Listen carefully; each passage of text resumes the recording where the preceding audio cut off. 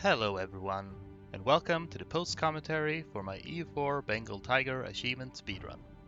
This speedrun is actually a fair bit less complex compared to my other recent ones, but I still think it has some interesting aspects to talk about.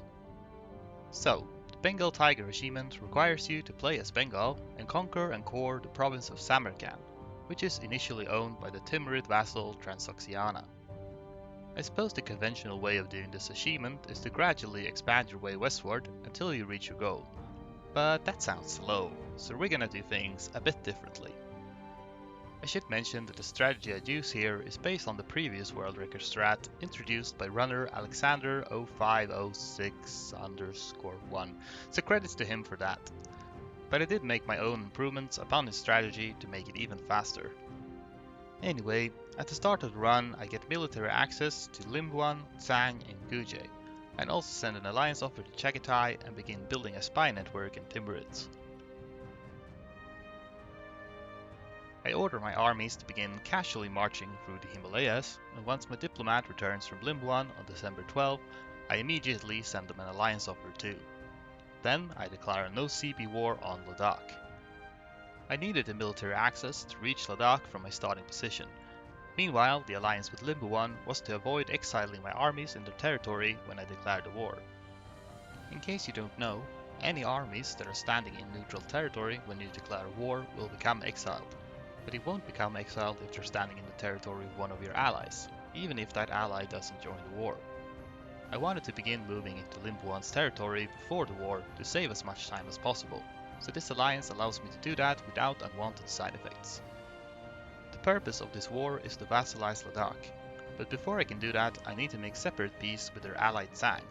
So while a part of my army marched straight for Ladakh, the other part invades Tsang to occupy a few of their provinces and beat up their army a bit, until they're willing to leave the war.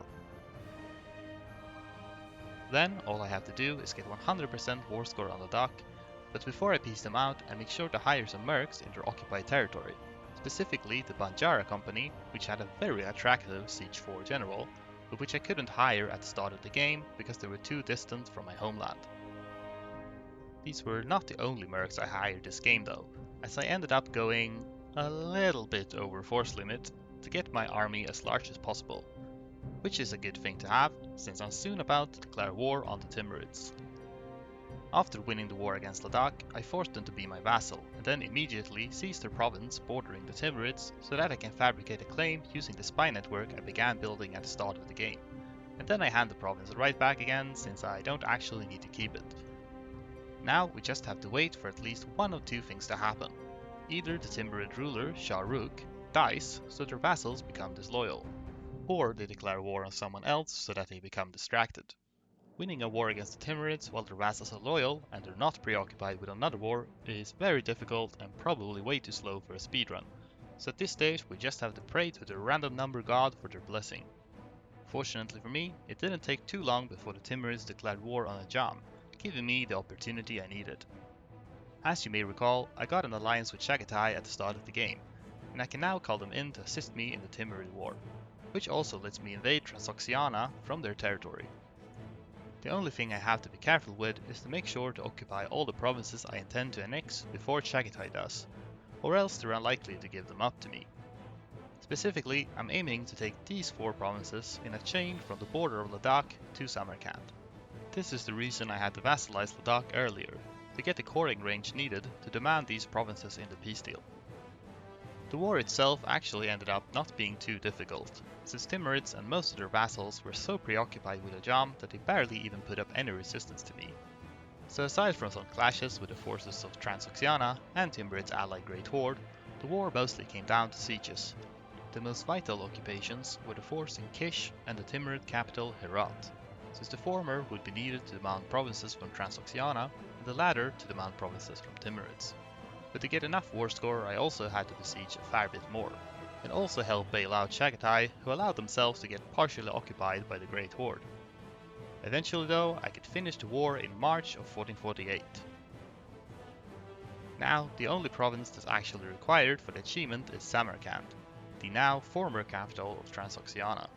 But for coring range reasons, I had to take a chain of provinces from my vassal Ladakh and mostly went for the cheapest ones I could, with one exception. I specifically made sure to take Kajand, even though it's not the cheapest province I could have taken, but it was for a good reason. If I had taken just any chain of provinces to link up Ladakh with Samarkand, I would have had to core them one at a time, since you can only core a province that borders one of your other cores unless they have a direct land connection to your capital. The earlier record runs in this category got around this by moving their capital to this region through various means. In the first official world record by Alexander, he seized the province of Baltistan for Ladakh and then paid the admin cost to move his capital there after it was cored, so that he could then begin coring Samarkand. This had the obvious downside that he had to wait for Baltistan to finish coring first, before he could even get started on Samarkand. Meanwhile, in the second world record by Drasil, they improved upon the strategy by intentionally losing all of their original territory in Bengal, which forcibly moved their capital to Samarkand without having to core it first. This proved to be much faster, but it still took some time to pull off. So, although most of the strategy I used up until this point was copied from the earlier runs, this is where I made my own major innovation. Rather than moving my capital, I instead made sure to take the province of Kajand, which is a core of the releasable nation Fergana. Hence, after the war, I could release Fergana as a vassal, and since they directly border Samarkand, I instantly have the necessary coring range to start coring it immediately. Then it's just a matter of waiting almost 3 years for the core to finish, but it eventually did, which meant I had completed the achievement Bengal Tiger on February 13, 1451, which is 6 years, 3 months and 2 days after the start date. That beat the old world record by Drasil by about 6.5 months. So yeah, all in all this was a pretty decent run, but it could always be better. A lot of it comes down to the RNG of the Timurids, as well as siege RNG, but an optimal time could probably be at least a year or two faster than this. Aside from this in-game time speedrun, I also did a real-time no speed 5 speedrun of the achievement, using the same strategy but executed more quickly. That one clocked in at 13 minutes and 19 seconds, which is a world record by default since no one else had submitted a real-time run in this category before, but I still think it was a pretty good time in its own right. If you want to watch that run, or see the full unedited version of the in-game time run, I will link them both in the description. Well, that's all I have for you today, so thank you for watching, and once again shoutouts to Alexander for introducing the overall strategy. I'll also link to his and Drasil runs in the description. Until next time, have a nice time of day.